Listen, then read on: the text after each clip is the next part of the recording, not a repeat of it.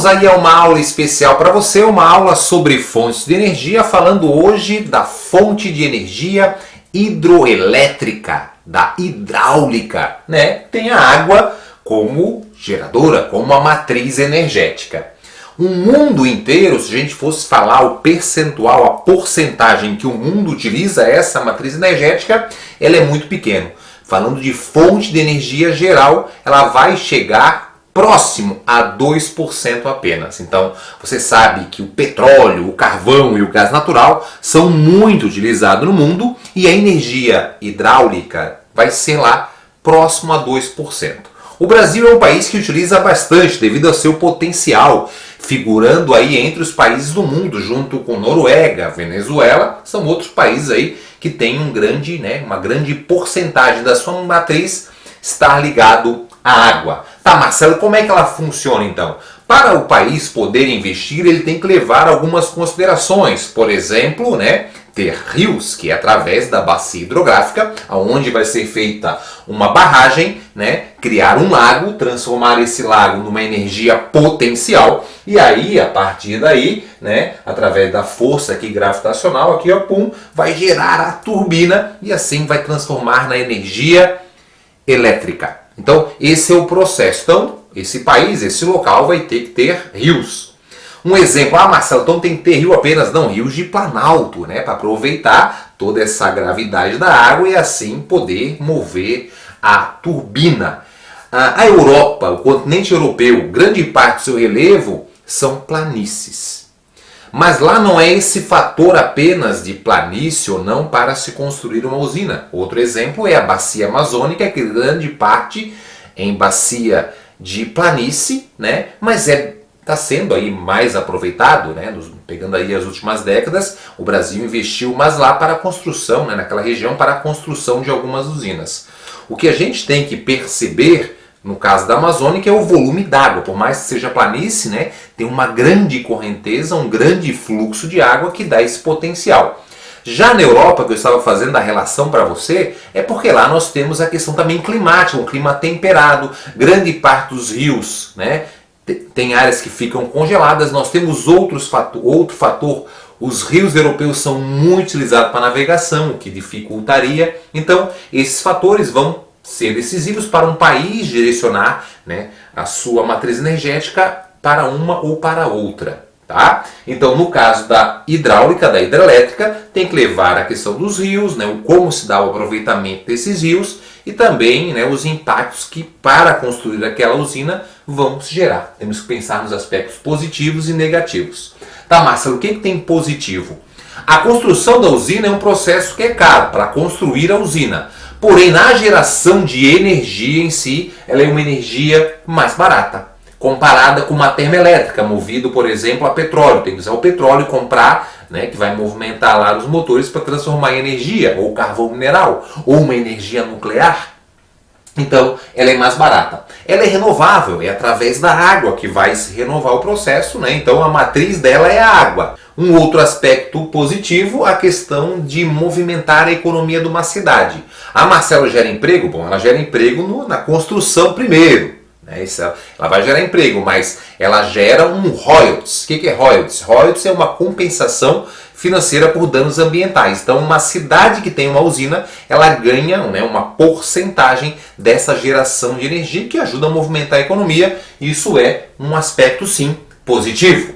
Um aspecto, Zé Marcelo, os negativos. Primeiro, impactos ambientais. Esses aí são os principais que a gente tem que estar atento. Os impactos ambientais que são tremendos. Muita gente pensa assim, quando eu vou construir uma usina, vai ter ali o impacto da vegetação, e aí então a usina ela é uma energia totalmente limpa. A geração da energia é limpa, mas quando eu estou construindo uma usina hidrelétrica, estou gerando toda aquela transformação, que eu vou fazer um alagamento para fazer ali a minha barragem, essa energia que eu falei para ti do lago, eu matei vegetação, que vão liberar gases para a atmosfera. Tá vendo? Então assim a gente tem que perceber bem essa questão para ler o enunciado e ver ali, que se falar, a geração de energia é limpa? Sim, a geração de energia é limpa. Mas uma usina hidrelétrica, a sua instalação, ela não gera impacto para a atmosfera? Opa, alagamento vai gerar sim a liberação de gases que vão comprometer a atmosfera, tá? ela depende do tempo, estiagem, para de funcionar. Então, né, ou diminui o seu funcionamento.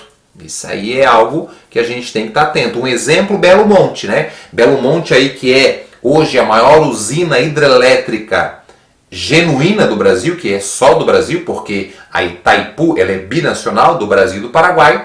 Ela vive, né? Ela está situada numa região de clima com um maior momento de chuva e o outro com um menor momento, então ela não trabalha o ano inteiro, né, regular, porque o ideal é montar numa região que eu tenha chuvas bem distribuídas, assim, aproveitando todo o seu potencial.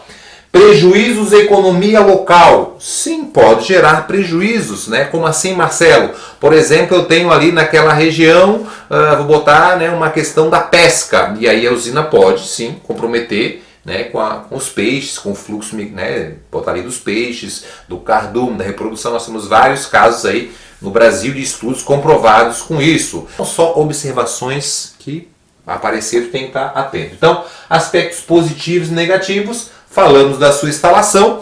Então agora vamos falar do Brasil para você, né? O Brasil, a gente sabe que utiliza muito a matriz de energia através da água. A nossa principal fonte de energia geral é o petróleo geral, depois ali água e biomassa. Tranquilo? Você viu nossas aulas aí. Mas eu estou falando de energia elétrica, da eletricidade, sim, a água é o principal. Só que ela vem diminuindo, percebam, 80, 2000, 2020, já foi 92%, já caiu para 83% e hoje estamos um pouco superior a 70%. E por que vem acontecendo? Hoje o Brasil vai investir em outras matrizes, principalmente na eólica, também na solar, e aí vem reduzindo, né, esse aumento, esse investimento na usina hidroelétrica.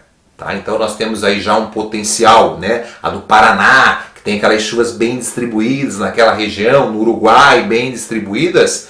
Então hoje, né, onde tem um potencial ainda para ser mais aproveitado, são de regiões de clima com duas estações, momentos mais chuvosos, tudo isso, e além dos impactos ambientais, né, acabou fazendo que o Brasil tomasse medidas mais pontuais, e a energia eólica ela é uma energia, né, por mais que dependa do tempo, também é uma energia aí boa para se produzir, ocupa um pequeno espaço, também movimenta a economia local, né? Então tem essas vantagens aí. Brasilzão, potencial, planalto e boa média de chuva. Então o Brasil tem uma boa média pluviométrica, por isso que o Brasil utiliza muito essa matriz energética. Né? Nós estamos aí, nem falei para vocês, um pouco superior a 70%, né? Entre 70% e 80% na atualidade. Os dados são aí, né? A gente pega 2, 3 fontes, os dados oficiais aí estão na faixa de 75% mais ou menos, mas vem reduzindo e vem aumentando a eólica, como eu te falei. O maior potencial, qual é a bacia hidrelétrica que tem o maior potencial de gerar essa energia? É a bacia amazônica. Pô, Marcelo, mas não é de planície? Sim, mas nós temos aí uma bacia amazônica que tem um grande volume d'água, né? Então tem muita água, é o regime misto, derrete lá a geleira na região do Peru dos Andes, é alimentado por uma alta média pluviométrica, então, né, com esse movimento que vem desde o Andes e seguindo para o Brasil, né, pegando outras áreas por vários países e vai desaguar, essa água que nasce lá, junto com a média de chuva de várias regiões, vai desaguar no Atlântico, cortando o Brasil, a maior bacia hidrográfica do mundo. A gente sabe que é essa, né, o rio mais extenso aí do mundo. Então, tem um potencial que veio aumentando, né? Vem aumentando com a usina de Palmbina, algumas usinas no Rio Madeira, né? Em vários estados, Rondônia, no Acre, né? No estado do Amazonas, do Pará, com muito impacto ambiental. E o que gerou grande, né? Além dos Rio Madeira, que pequenas usinas ali como a Palmbina, dentre outras, a Belo Monte aí que gerou movimentos contrários devido ao seu aproveitamento e o impacto que ela gerou. Né? Então afetou a população indígena, né, a população ribeirinha, né, gerou um grande fluxo populacional para desenvolver e construir, depois acabou a obra, aquela população, né, ficou ali desempregada e já tinha levado a sua família, né, gerando ali toda uma questão social importante que às vezes é debatida nas provas. O maior aproveitamento, Marcelo, é na Bacia do Paraná. A Bacia do Paraná nós temos o maior aproveitamento. Marcelo, mas eu vi na prova potencial. Tem que estar assim, ó, potencial aproveitado. Aí sim, é o maior potencial aproveitado do Brasil, é a Bacia do Paraná. Tá? Então nós temos lá Itaipu e outras pequenas usinas. Também eu destaquei aqui algumas bacias com grande aproveitamento.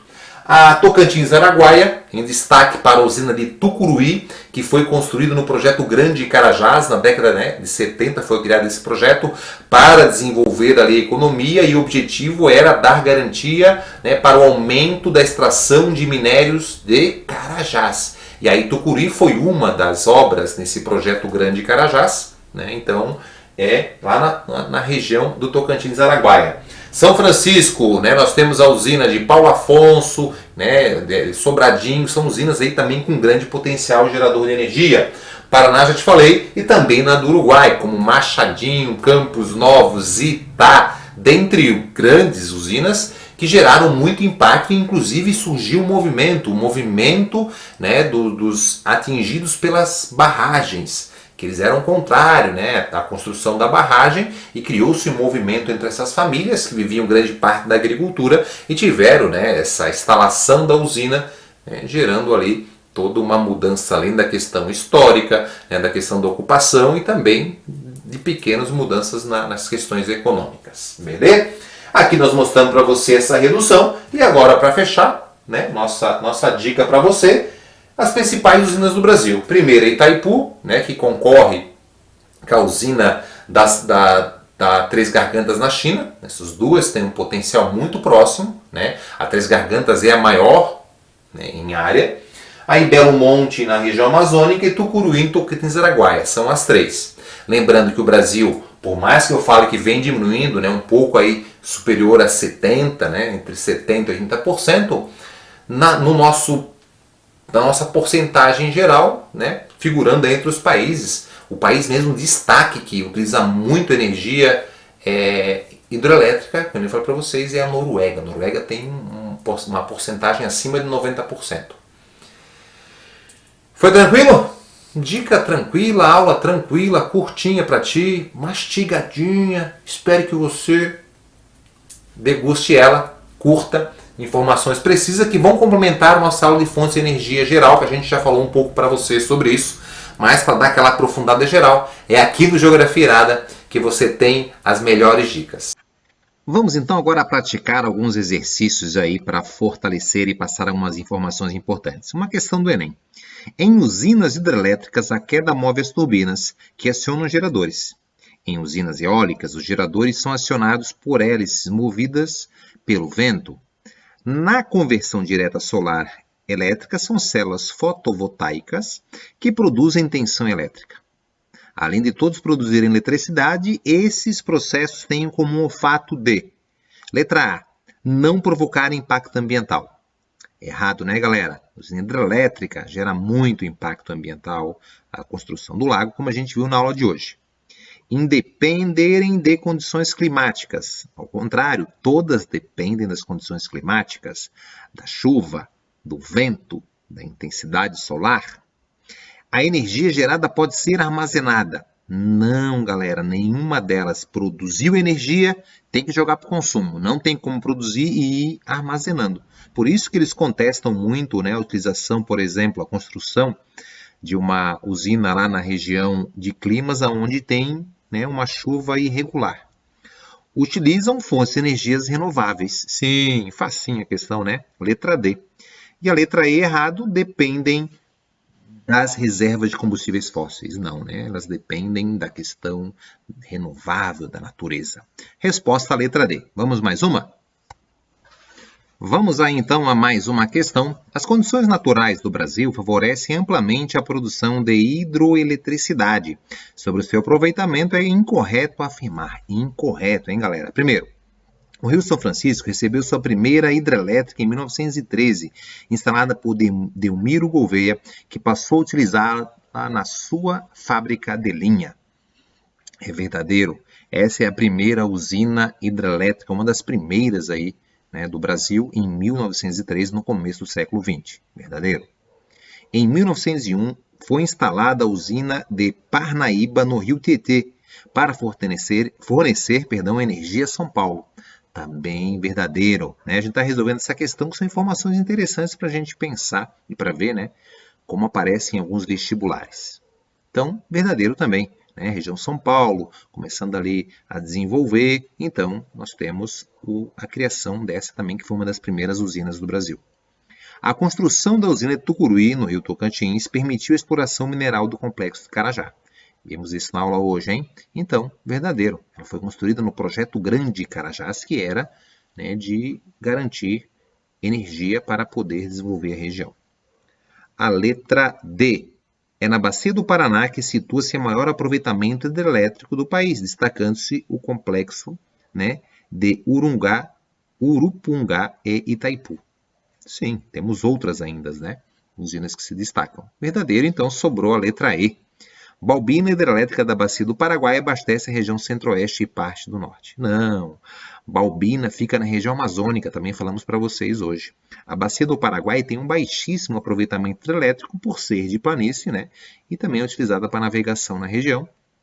Então ela tem um dos menores potenciais do Brasil. Letra E, a errada. Beleza? Foi tranquilo? Beijão no seu coração. Bora lá!